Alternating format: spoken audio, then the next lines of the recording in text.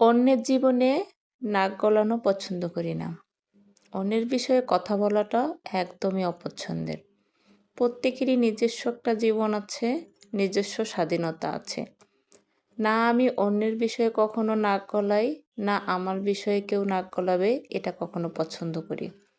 আমার জীবন, আমার নিজস্ব স্বাধীনতা, আমার নিজস্ব ইচ্ছা অবশ্যই রয়েছে।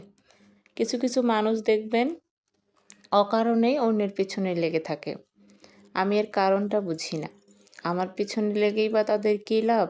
তাদের পিছনে লেগেই বা আমাদের কী লাভ? আসলেই নিজের যদি সীমাটা নিজের মধ্যে রাখি তাহলে হয়তোবা সম্পর্কগুলো খুব ভালো থাকে।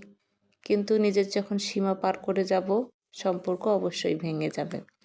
সম্পর্ক হোক বা যাই হোক না কেন, অবশ্যই স্পেস দেওয়া, স্বাধীনতা দেওয়া প্রত্যেকেরই দায়িত্ব। আজকে একটু পায়েস রান্না করব। হঠাৎ করেই অনেকদিন পর প্রচুর পায়েস খেতে ইচ্ছা করতেছে। তাই একটু গুঁড়া দুধ নিয়ে আসলাম আর দুধ চাল করে নিয়ে পায়েসটা করে নিলাম। তো আজকে আমার মিনি ব্লগটা কেমন লাগলো? অন্যের জীবনে নাক গলানো পছন্দ করি না। অন্যের বিষয়ে কথা বলাটা একদমই অপছন্দের। প্রত্যেকেরই নিজস্ব একটা জীবন আছে, নিজস্ব স্বাধীনতা আছে।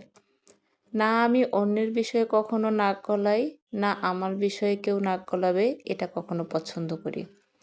আমার জীবন, আমার নিজস্ব স্বাধীনতা, আমার নিজস্ব ইচ্ছা অবশ্যই রয়েছে।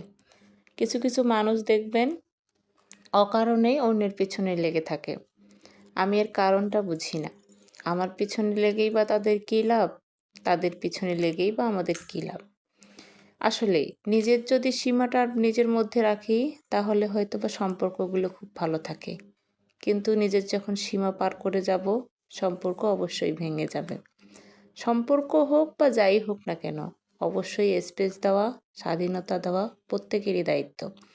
আজকে একটু পায়েস রান্না করব। হঠাৎ করেই অনেকদিন পর প্রচুর পায়েস খেতে ইচ্ছা করতেছে। তাই একটু গুঁড়া দুধ নিয়ে আসলাম আর দুধ চাল করে নিয়ে পায়েসটা করে নিলাম। তো আজকে আমার মিনি ব্লগটা কেমন লাগলো?